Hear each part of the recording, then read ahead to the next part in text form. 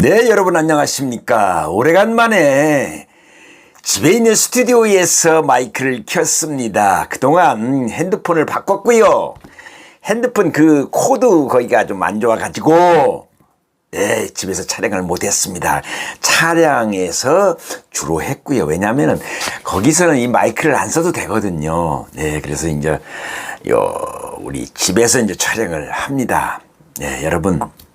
그리고 제가 박호식의 인생 후반전 프로를 운영해 오면서 주말 농장도 보내드렸죠. 그 다음에 지붕공사에 가서 일하는 것도 보내드렸죠. 그리고 시니어 여러분들의 건강, 삶, 지혜, 살아가는 거, 그리고 창업 뭐 이런 거 말씀을 드렸고, 그래서 구글의 입장에서 봐갖고는 이것이 잡탕이 된 거예요. 잡탕. 그러다 보니까 그 사람들도 장사를 시켜줘야 제가 구독자가 늘어나고 조회수가 늘어나서 소정의 목적을 달성해가지고 여러분들을 자주 뵙는데 그게 이루어지지 않았다 이겁니다. 정체되어 있더라고요.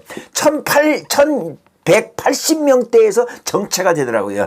그래서 제가 작전을 바꿔서 이렇게 박호식의 시니어 인생, 네, 연세 많으신 분들, 그리고 40, 50대 은퇴를 앞두고 있는 이분들, 예비 시니어들입니다. 이분들은 물론 60대에 들어서서 은퇴를 하셨거나 이미 은퇴를 앞두고 있는 분들이 나머지 100세 시대에 이 남아있는 30년 그야말로 재수 없으면 40, 50년을 살아내야 할 판인데 어떻게 살아갈 건가? 어떻게 실패하지 않고 살아갈 건가? 실패하는 것은 경제적인 뿐만 아니라 가정도 마찬가지입니다. 가정도 실패를 하면은 호래비가 되고 과부가 되고 그야말로 가정이 박살이 난다 이겁니다. 또 섣불리 그냥 덜컥 창업을 해가지고 자영업 세계에 들어가면은 10년을 생존할 확률이 겨우 5%. 나머지 95%는 망한다 이겁니다. 그러면 망하지 않는 그 속으로 안 들어가려면 어떻게 해야 되는가요? 이 말코쌤이 많은 경험을 해온 사람입니다. 네, 그렇기 때문에 평생 40년 동안 제 사업만 해왔어요. 그러다 보니까 이런 실패도 해보고 저런 실패도 해보고 이것도 시도해보고 저것도 시도해보고 했던 사람이 저 말코쌤입니다. 그래서 저만 가지고 있는 이 노하우, 이 실패담, 또 성공담을 이제 은퇴를 앞두고 있는 40, 50대 이분들에게, 이 후배님들에게 가르쳐드리기 위해서, 좋은 정보를 드리기 위해서 저는 이 마이크를 켜고 하는 겁니다. 그래서 계속해서 이 부분, 이 아주 중차대한 부분을 하루아침에 말씀드릴 수가 없죠. 그래서 지난번에는 창업 덜컥 시작을 하면은 5년 내에 노숙자가 된다는 그 콘텐츠를 올려드렸는데 아주 반응이 좋습니다. 여러분들이 보고 계세요. 그래서 시리즈로 창업 이렇게 하면 성공할 수 있다. 99%가 모르는 창업 성공 비밀. 이렇게 하면 성공할 수 있고 이렇게 하면 망합니다. 뭐 이런 거를 콘텐츠를 뽑아가지고 정리를 해가지고 여러분들을 수시로 계속해서 시리즈로 뵐 예정입니다.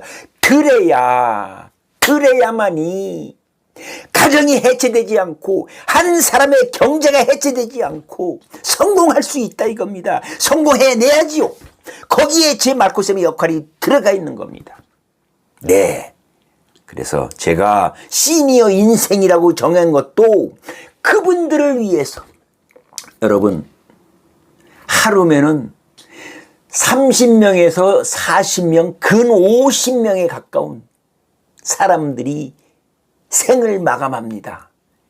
생체적인 생암을 마감한 게 아니라 스스로 목숨을 끊는다 이겁니다. OECD 국가 중에서 우리나라가 대한민국이 자살률 1위입니다. 1위. 이게 현실입니다.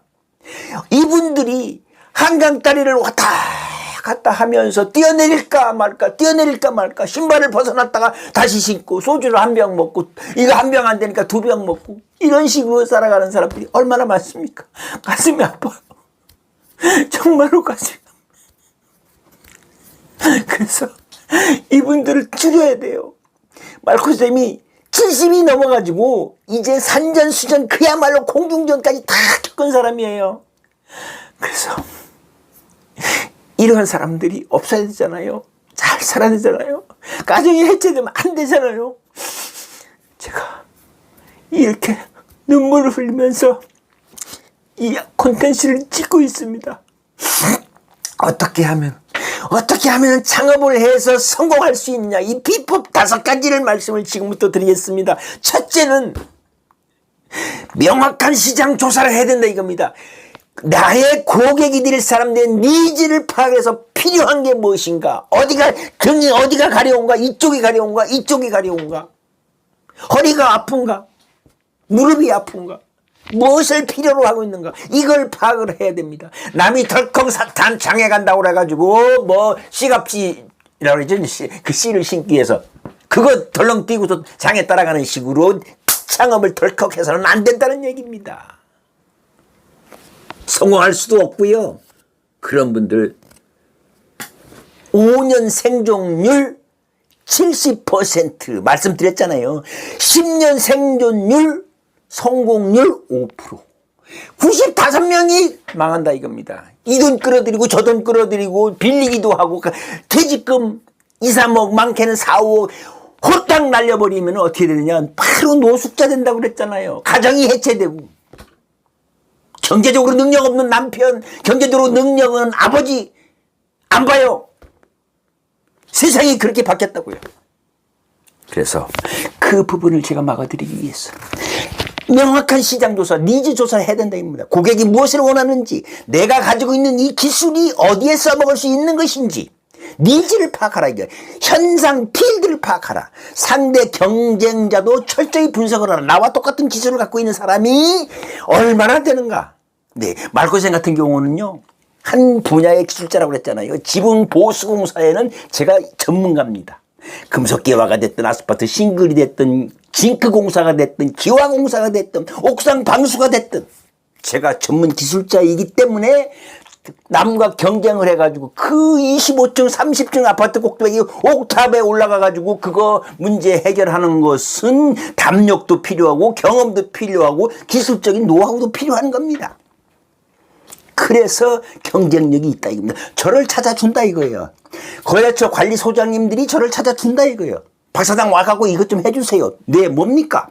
가서 파악해보면은 쉽게 접근할 수도 없는 곳에 문제가 발생해서 그걸 해결해준다 이겁니다. 그래서 여러분들이 내가 해야 할 분야, 기술 창업이면 기술 창업, 그리고 서비스면 서비스, 그 다음에 요즘 그 무인 판매 뭐 이런 것도 많이 있잖아요.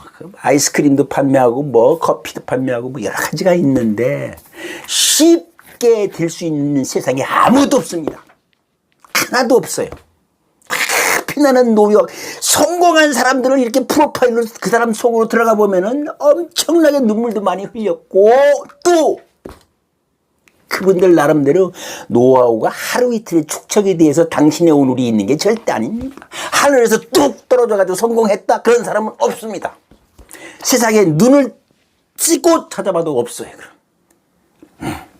김승모 회장 같은 분, 그분이 돈의 속성 책도 여기 제가 가지고 있습니다. 많은 그분도 이것도 실패하고 저것도 실패하고 많은 실패를 거듭해온 끝에 지금 빙산의 일각으로 성공한 모습만 보이는 거예요.